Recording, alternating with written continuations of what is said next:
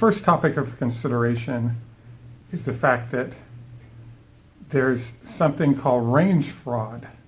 Nikola, when Tesla announced its truck, decided to announce that the range that was described by Elon Musk was a fraud. We kind of review that today relative to some range shortening activities that are going on with the Tesla Semi. The second thing we review today is that the folks at Daimler Benz have just articulated that they have some concerns about whether or not Tesla is able to handle large corporate customers in the manner that Daimler Benz is able to. And we have some interesting insight into what's going on with this conversation.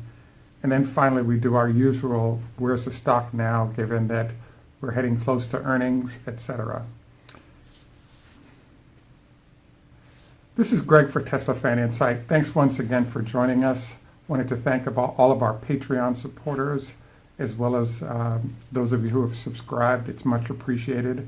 Please note we usually have 3 ads in the show, and sometimes Google chooses to make it 2 short ones versus 3 longer ones. And by watching, you definitely help in terms of the process of both the show existing, prospering, and developing in terms of better execution through better equipment. So let's dive into our first topic of the day, which is sort of the title I chose for today, and we could have chosen several of them, was potential range fraud along the lines that Nikola had described.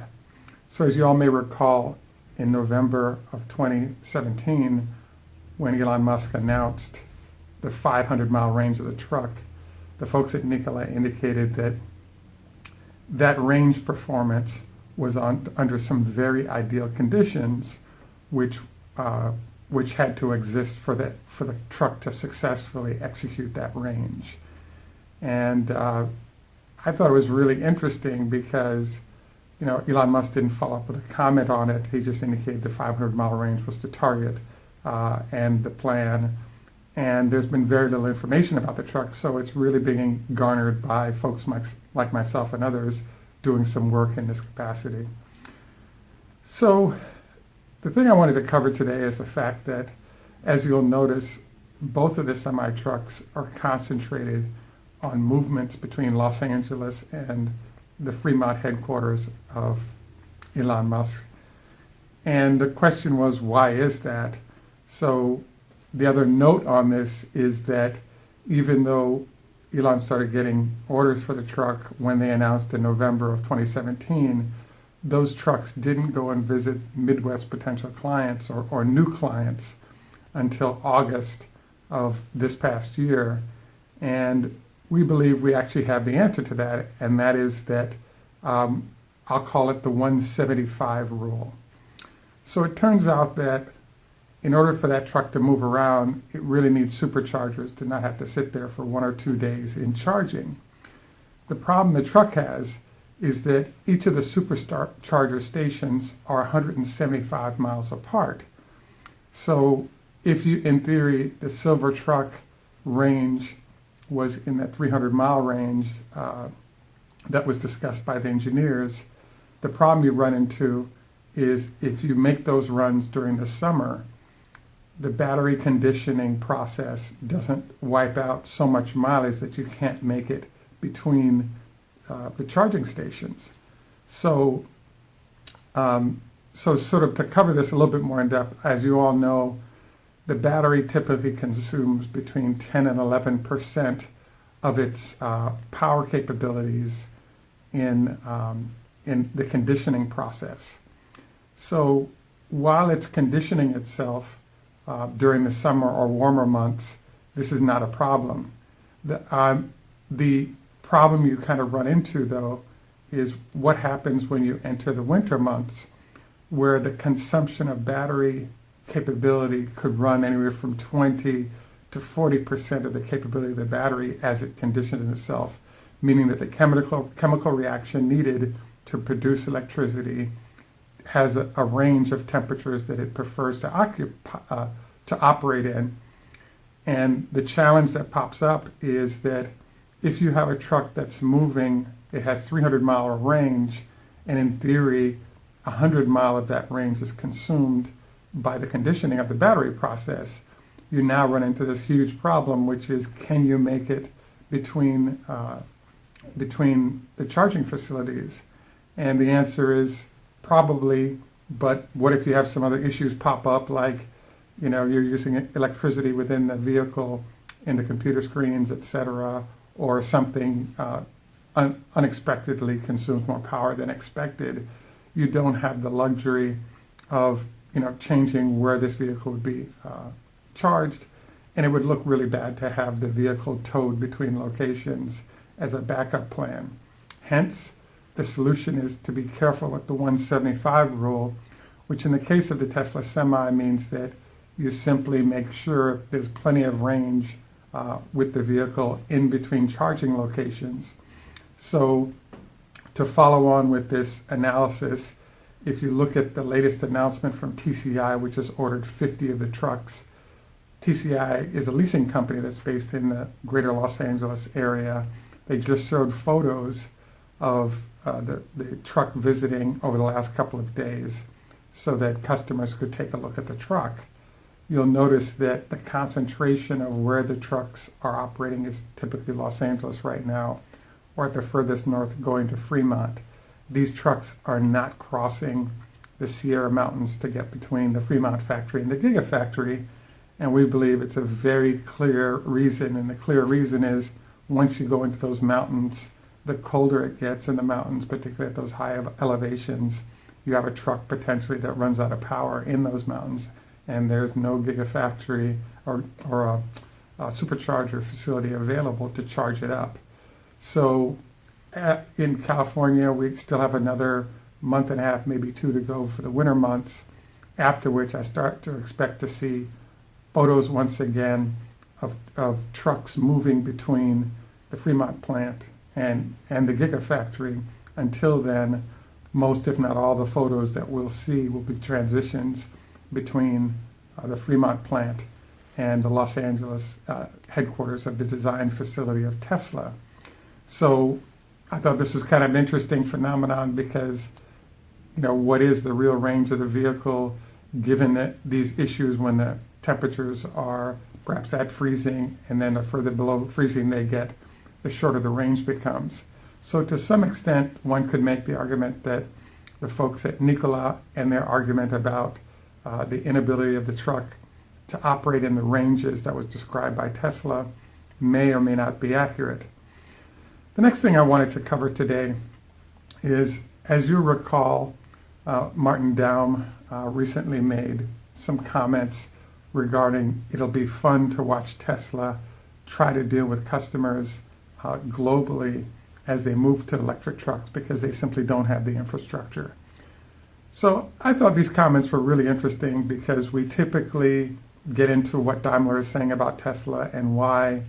And in this case, it's a further warning to customers that they should avoid considering Tesla because they really don't have the infrastructure or footprint to support the trucks in the manner that Daimler currently can. The one response that I would provide to this is what I call it the 50-part response. So let's say you have 3 or 4 battery packs, and then you have the motors. The suggestion has been made is that there's only 17 moving parts in a Model 3 or a typical Tesla vehicle when it comes to the engine.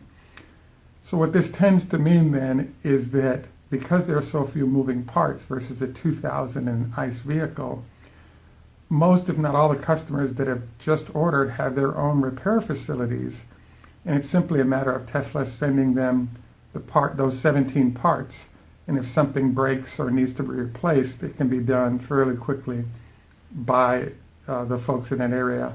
Clearly, this is not the case with the battery packs, but in the case of the cars, Tesla has been just shipping the battery packs to the Gigafactory, having them repaired, and then coming out and replacing them. So that is one element that does need to be serviced. The other thing I found interesting about this criticism from Daimler is the fact that the demand is so heavy in the United States that, number one, and number two, the construct of the truck is really concentrated on a solution for the North American market.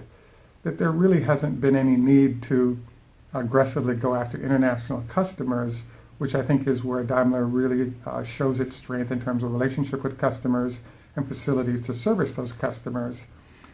I believe that there's the ability for Tesla to sell between 1 and 200,000 trucks a year solely in the North American market of Canada and the United States for 3 to 5 years and never sell anything internationally, even though they will, because they can really concentrate the service on the service issues we described. And the value of the vehicle is so high that the fleets that are turning over to electric will want that concentration of sales to make sure they get enough vehicles to make it the numbers work for the transition from one type of trucks to the other. If in fact Tesla would follow a long-term plan, which we currently see of simply sending a few vehicles to each of the manufacturers, I think this would be a colossal nightmare because you don't have enough vehicles in one place to pay for a mega charger and stocking parts necessarily to keep the trucks moving, unless you're at least at 10, 20, 30, 40, 50 vehicles. And the higher that number is, the more efficient they become, because you just have more facilities of all types to make sure that the vehicles are well served. Bottom line is that Mr. Dahm has great comments regarding negative aspects of Tesla, regarding service potential, and I think that he's right.